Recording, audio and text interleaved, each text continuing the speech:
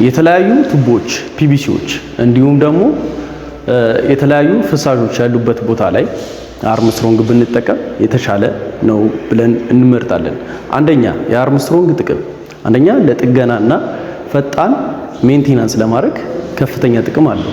ምክንያቱም ሙሉ ቦርዱን ማፍረስ ሳይጠበቅብን አንዷን ብቻ ታይል አንስተን የፈለግነው ቦታ ላይ የፈለግነውን የጥገና ስራ መስራት እንችላለን። ሁለተኛ ደግሞ እንደዚህ ዝርክርክ ያለውን የፓይፕ እንዲሁም ደግሞ የቱቦችን የኤሌክትሪክ መስመሮችን ጽድት አድርጎ ለመሸፈን አሪፉ መፍትሄ ነው እና ቢሮውን የንግድ ስራ ቦታውን እንዲሁም ደግሞ ቤቱን በአማረ ስራ ለማሰራት ከፈለጉ በ0994408752 ላይ ዛሬውኑ ደውሉልን። በክር ፊኒሺንግ ውበት እንደ አዲስ